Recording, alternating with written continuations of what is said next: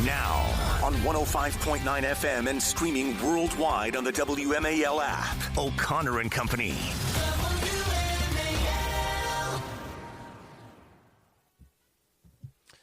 It's 8:07 now on O'Connor and Company. As we wrap up our program in this final hour, please subscribe to our podcast and download it. We've been talking quite a bit to really important, including an important conversation last hour with Mark Hemingway, who's got a great column in The Federalist about the violence from the left and how their rhetoric dehumanizes. And, let me put it this way. It was relatively easy for a deranged madman to assassinate Charlie Kirk after the media and the organized left in America spent a decade assassinating Charlie Kirk's character. When you dehumanize a person to the level that they did Charlie and so many of us on the right, what do you expect to happen? That's where we are right now in this country, and those are the pieces we're trying to put together, and we're not going to put up with it anymore. Joining us in 30 minutes, Governor Glenn Youngkin of Virginia will join us to share his thoughts on this and, of course, on the governor's race really hitting high gear in Virginia. I'm Larry O'Connor. That's Patrice Onwuka. Good morning, Good Patrice. Friday, Larry, and everybody out there. We made it. Very excited to talk to Congressman Randy Fine of Florida. By the way, just as a reminder to our listeners, last time we talked about Randy Fine, he was a state senator in Florida, and he had no tolerance for the drag queens who were coming up during a committee hearing to disrupt matters. Take a listen. You'll remember this moment. Cut to. Your name? Hi, Randy. I believe you know me. I'm Erica Peace. I have no idea who you are. So, I schooled you Erica, pageantry. Erica PC. Drag. Is that PC's your legal name? We have to put it in here. Yes. That's your legal name? Okay. Yeah, thank you. Erica PC, you're recognized. Yeah. So I am from Tampa, Florida. I'm here to school you again. All right, So, you're done. Let's go next. Really? Yep. Come on. Aw. Come on. Let's go. That's how you do it. Oh, God, Congressman Fine, I've been wanting to talk to you for a while now. Congratulations on winning that special election, and thank you for joining us. Thanks for having me. That's a fun one. I had a lot of those when I was in the legislature. Well, and listen, I think that because of that, I think it's important to have a conversation with you about what we're dealing with right now in the public square with the political left, the organized left, with the opposition party. And I think you just heard the intro, sort of this pattern of behavior that we've seen that we Republicans are expected to endure. We conservatives are meant to be sort of ghettoized, otherized, and set aside. And that leads to, sadly, I think, where we are right now. Talk to me about Charlie Kirk's passing and what you're hoping we can sort of might emerge from this event. Well, thanks. Well, it's an unbelievably sad event for obviously Charlie and his family, but for the country as a whole, because when we can't settle our disagreements with words, we're going to devolve to guns, which frankly has happened twice before in our history. The American Revolution was frankly a civil war between British subjects, and obviously the American Civil War was a civil war and we couldn't resolve our differences peacefully. And I worry that's the trajectory that we're on. The problem we have is that the left believes that they are morally superior to us, that their views are so righteous that they're justified in advancing them by any means necessary. And you can see a version of that in that clip of me that you played. There's no need to respect you. There's no need to tolerate you. And there's a fine line between that and then pulling out a gun and shooting you. And that's where we are today. Well, Representative Fine, what's interesting is you're in Congress with members who actually don't even have that level of basic understanding of civility and public discourse, of respect and respectful disagreement. I think you shared on your X feed about Ilhan Omar, for example, who seemed to be rationalizing the murder of Charlie Kirk, saying that he downplayed Juneteenth and he downplayed, he was racist. Some of these tropes that we're hearing now coming out about Charlie Kirk. What could you even have to say to your own members of Congress who should be the standard bearers for what public discourse should look like and should be condemning without a but next to it what happened this week? Yeah, look, I have to deal with racists and anti-Semites all the time, but I don't want someone to kill them. I mean, and I'm not going to make excuses if that happens. I mean, we are having a civilizational struggle in this country over people who believe in right and wrong and people who will make excuses for anything. And I think we really have to. I'm very, very concerned about the future of our country, because if we can't agree on basic norms of behavior, then we're going to have real problems. But again, it gets back to that belief: I am so right and you are so wrong, I can advance that by any means necessary. And we have to remember, in the case of Ilhan Omar, she's affiliated with a philosophy that believes in violence. I mean, the Yes, justification that's of right. Muslim terror and other things. So there are very, very big problems out there that we have to deal with.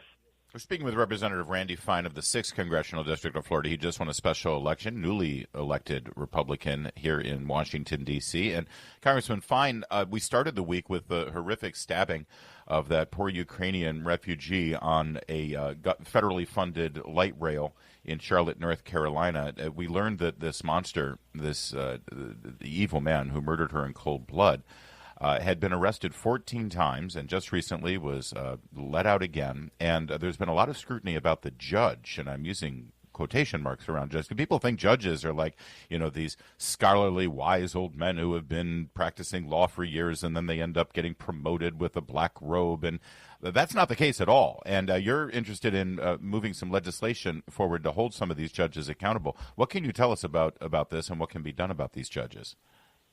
Sure. And by the way, I think this gets back to that civilizational struggle. Here you have a judge who does not fundamentally believe in evil. There are evil people in this world, and we have to fight them every day. And the bill comes from the premise that if you're a bartender and you give too many drinks to one of your customers and they drive home and kill someone, you, the bartender, can be arrested.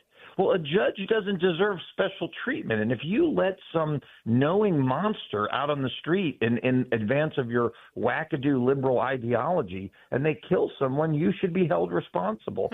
You shouldn't get a special pass. And this would allow the victims and their families to sue those judges personally if something bad happens when that violent criminal is released from jail.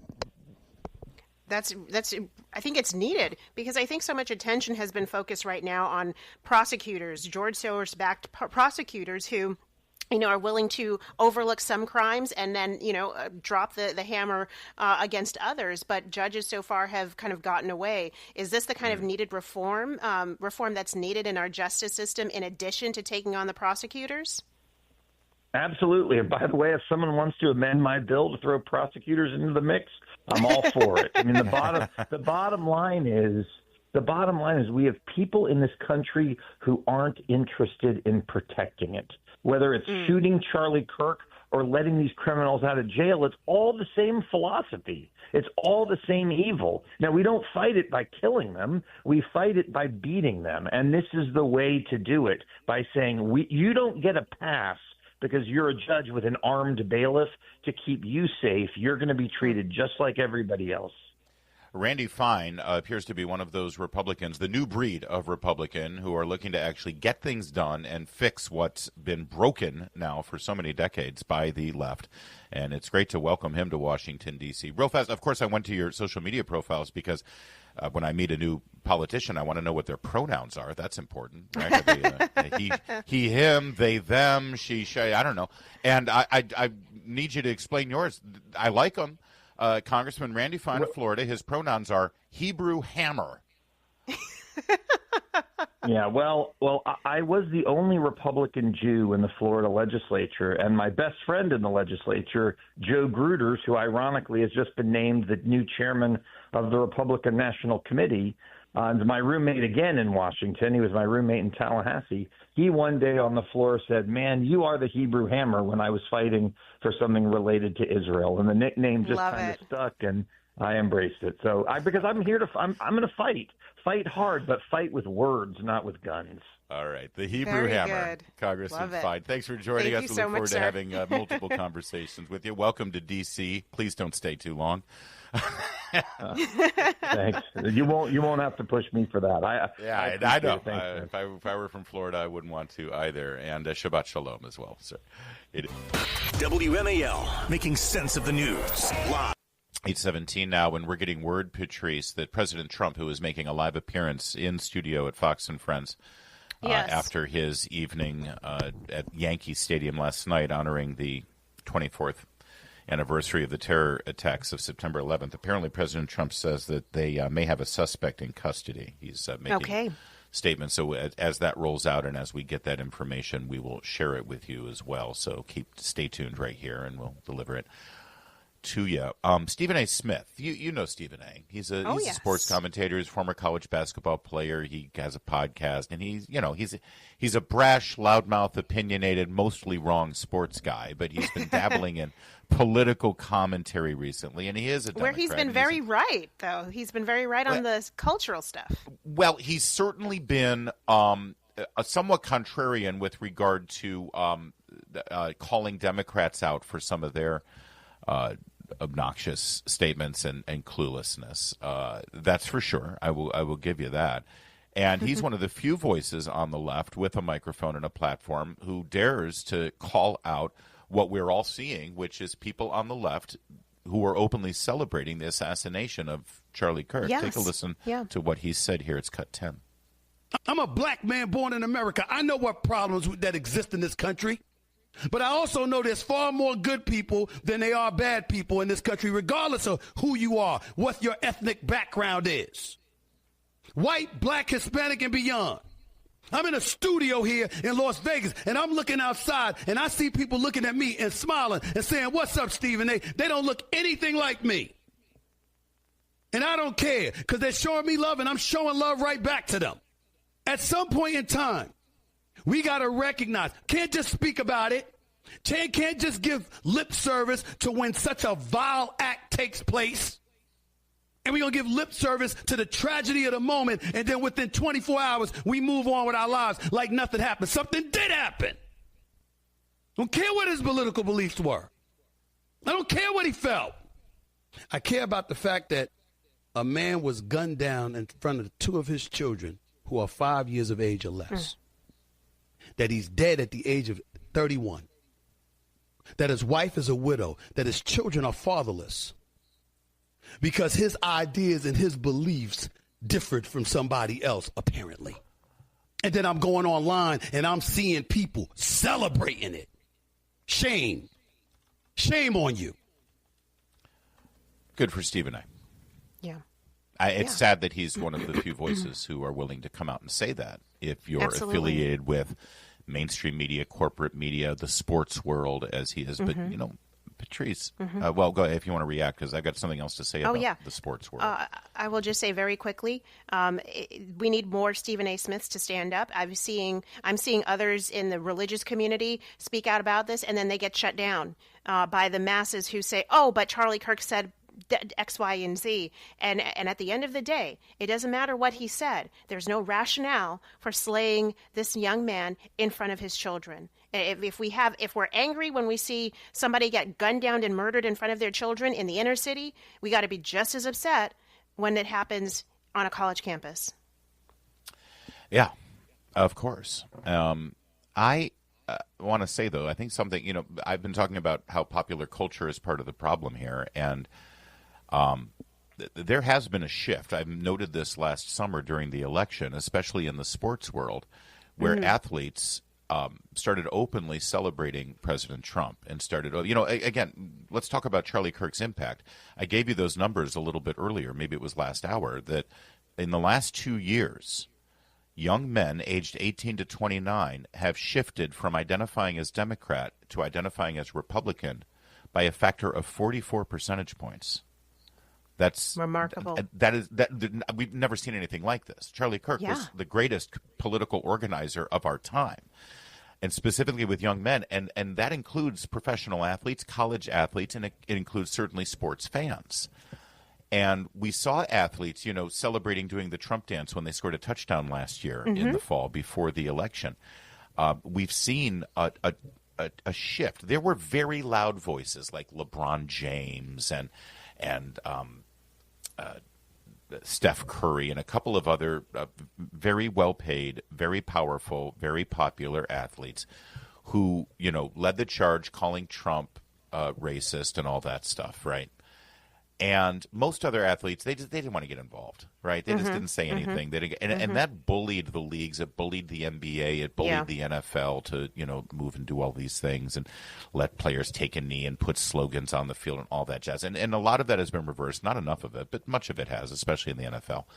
Well, now, Charlie Kirk died. Charlie Kirk is murdered. That night, Yankee Stadium had a moment of silence. Last night, at the Commanders game at Lambeau Field, playing Green Bay, before the game, before the national anthem, they had a moment of silence for Charlie Kirk at the football game. Wow. Yesterday, Trump was welcomed with open arms by the Yankees at the Yankee clubhouse, and when they showed him on the big screen, a huge ovation at Yankee Stadium for Donald Trump. Something has changed. Something has shifted. And I think Stephen A. Smith, coming from the world of sports, despite his affiliation with tragically woke ESPN, I think that that's an indication of moving in the right direction, moving in a civil and responsible direction. And I'm noticing it, and I'm excited about it, actually. Yeah, me too. All right. Sorry. I'm just rambling now. It's been a week, Patrice. It's okay. It's been 8:23. Now on 105.9 FM and streaming worldwide on the WMAL app. O'Connor and Company. WMAL.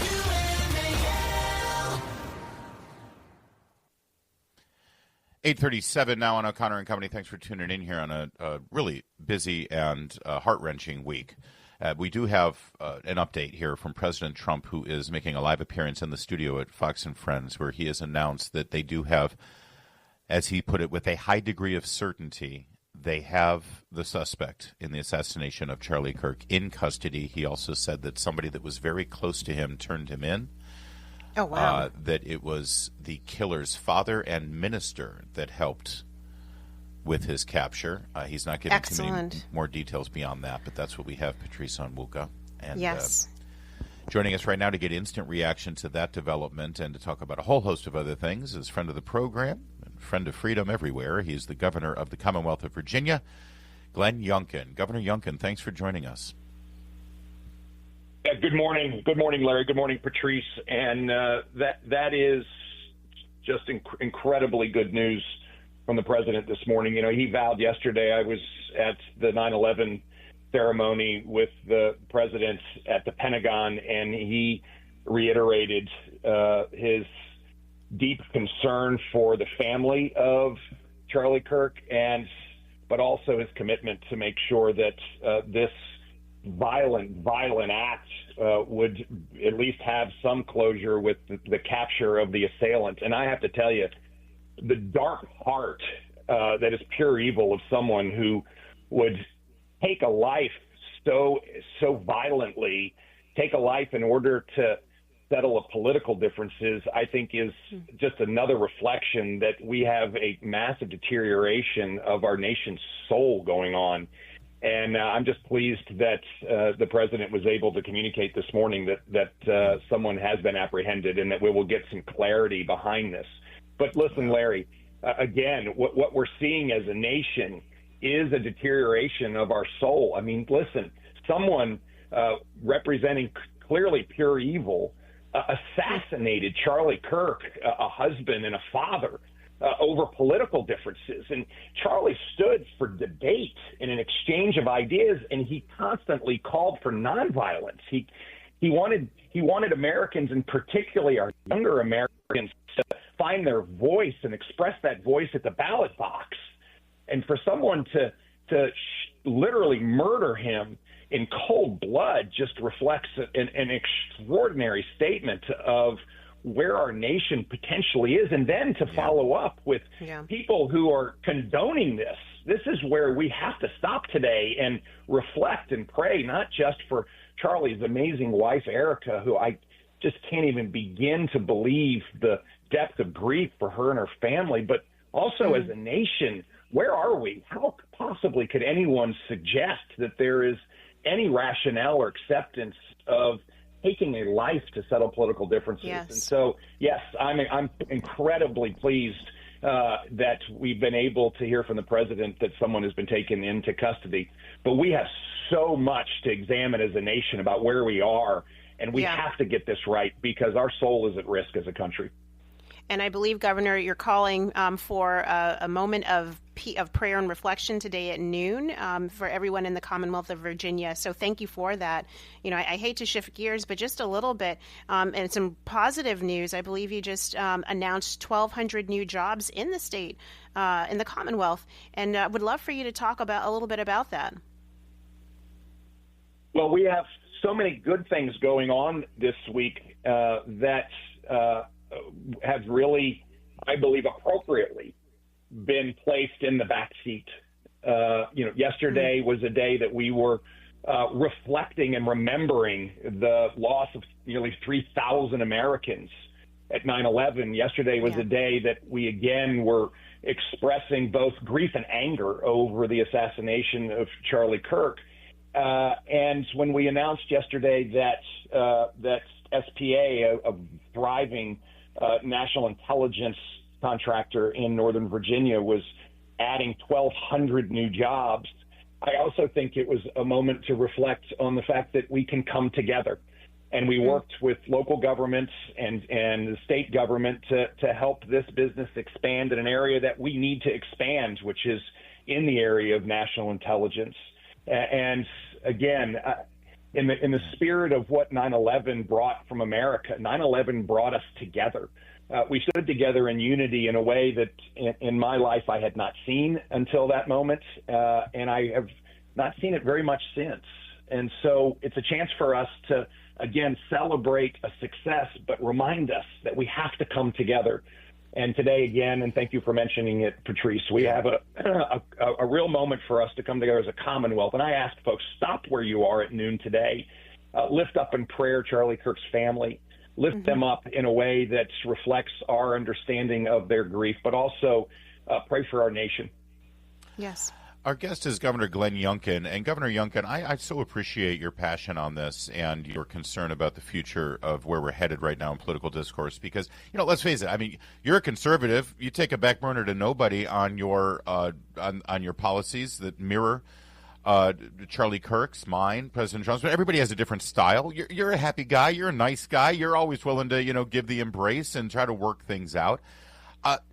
But the funny thing is, the second you entered the arena, Governor Youngkin, you were in the private sector. You had all the money you needed. You have a beautiful wife. You have an incredible family. You didn't need this hassle in your life. The second you entered the public arena as a Republican who aligned yourself politically with President Trump and the political party, the Republican Party, you were demonized.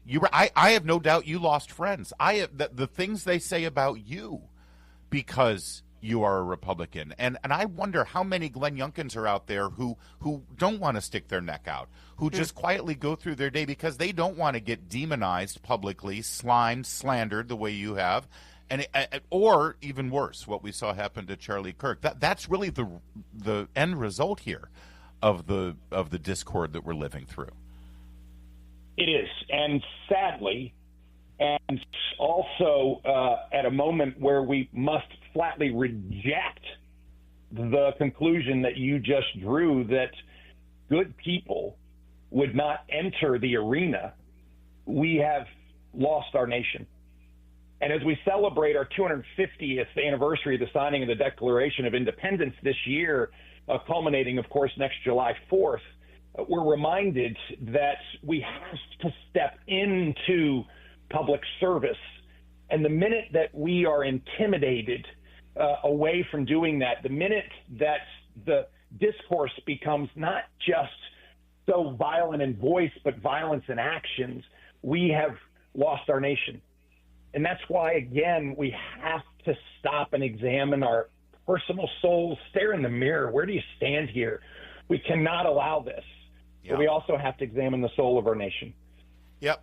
Amen. Governor Youngkin, it's always an uplifting conversation with you. Governor. Appreciate it. I'm glad you stepped into the arena. I'm glad you're staying in the arena. And Lord knows I'm glad that Winsome Earl Sears and Jason Miyares and John Reed are also in the arena. We'll have you back to talk about that election because it's early voting starts soon.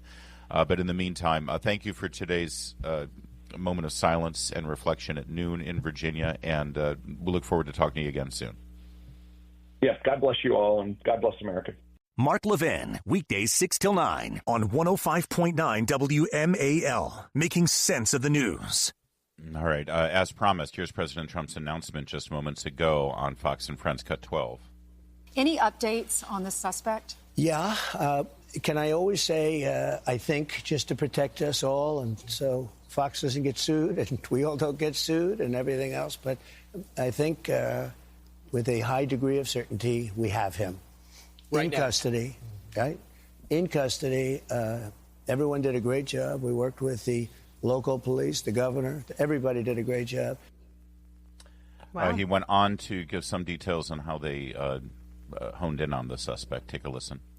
Essentially went to the father, went to a U.S. Marshal, who was fantastic, by the way, and the person was involved with law enforcement, but was a person of faith, a minister, and brought him to a U.S. Marshal, who was fantastic, and the father convinced the son, this is it. And again, I'm always subject to be corrected, but I'm just giving you, based on what I'm hearing, they'll give you a much more active. I just heard about it 5 minutes before I walked in. As I'm walking in, they said, looking real good. They have the person that they wanted. So you have breaking news, don't you, huh?